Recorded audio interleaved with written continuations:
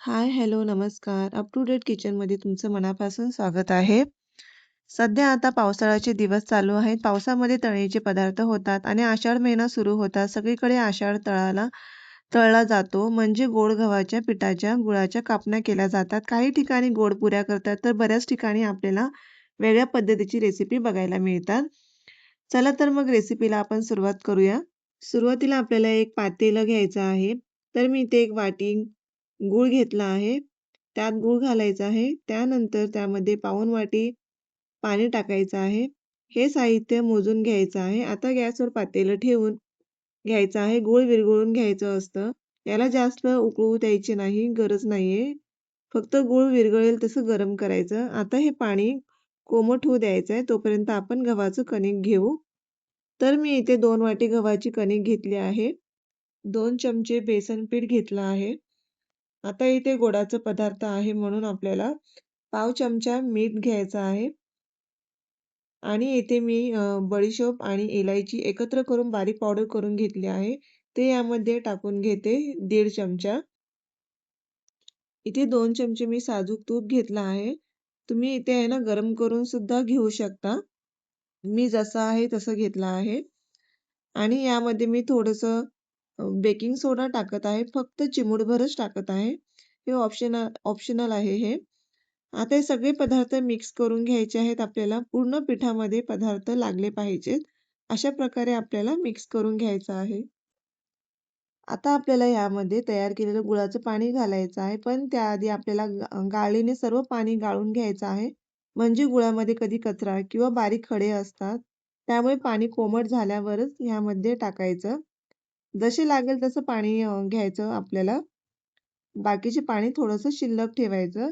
गरज वाटली तरच हे पाणी आपल्याला घ्यायचं आहे. आता हे पाणी मी टाकून घेत आहे.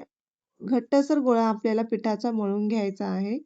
जास्त घट्ट पण नाही आणि सैल पण ठेवायचा नाही. अशा प्रकारे घट्ट गोळा करून घ्यायचा. तर आता आपल्याला याला 5 मिनिटं झाकून ठेवायचं आहे. तर तुम्ही पाहू शकता मी अशा प्रकारे मळून घेत आहे. जास्त इथं सैल दिसत नाही. मी घट्टसरच ठेवला आहे. जितकं आपण घट्ट ठेवू पीठ, तसे आपले कापण्या छान होतात. 5 मिनिटं मी झाकून ठेवत आहे. इथं आपलं पीठ व्यवस्थित तयार झालं आहे. पाहू शकता तुम्ही. इथे पिठाचे चांगले मी आता काप करून घेणार आहे. व्यवस्थित एका पाटावर हे करून सुरीच्या सहाय्याने मी त्याचे गोळे कट करून घेत आहे. बाकीचे राहिलेले मी एका प्लेटमध्ये ठेवते आणि एक-एक गोळे घेऊन ते लाटून घेणार आहे. व्यवस्थित त्याचा गोळा तयार करत आहे मी.